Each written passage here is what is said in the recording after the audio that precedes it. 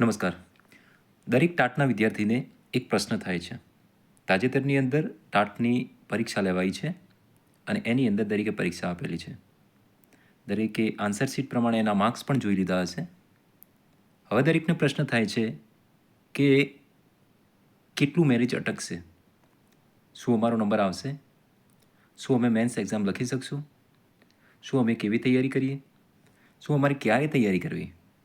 તૈયારીમાં શું કરવું? આવા ઘણા બધા પ્રશ્નોના એમના મનમાં પ્રશ્નો ઉત્પન્ન થતા હશે કે હવે શું કરવું. તો એ બાબતે આપણે જણાવીએ કે જે મિત્રોને સારા માર્ક્સ થતા હોય તો એ વ્યક્તિઓએ એ ઉમેદવારોએ વધારે રાહ ન જોવી જોઈએ. કારણ કે મેન્સની તૈયારી ચાલુ કરી દેવી જોઈએ. જેને સારા માર્ક્સ થતા હોય, જેમને લાગતું હોય કે આપણે માર્ક્સ સારા છે, તેમણે તૈયારી ચાલુ કરી દેવી જોઈએ. કદાચ મેન્સનો સમય ઓછો મળે તો હાલથી તમે તૈયારી ચાલુ કરો તો ચોક્કસથી તમે મેન્સ પાસ કરી શકો છો.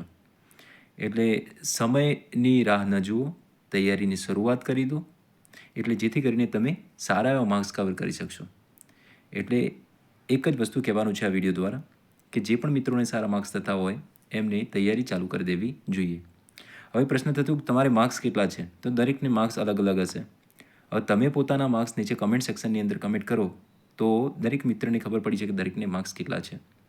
કેટલા માર્ક્સ છે તો એના આધારે નક્કી થાય કે શક્યતા કેટલી રહે છે. તો તમારા માર્ક્સ કમેન્ટ કરજો નીચે કમેન્ટ સેક્શનમાં.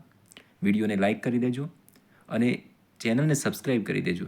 જેથી કરીને આપણે મેન્સની અંદર જો તમે પાસ થાઓ પ્રીમાં તો મેન્સની અંદર કયા પ્રકારનું લખાણ લખવું, ચર્ચાપદ હોય, વ્યાકરણ હોય છે, પત્ર લેખન છે, એનું લખાણ કેવી રીતે લખવું, આ તમામ બાબતથી અવગત અમે તમને કરીશું.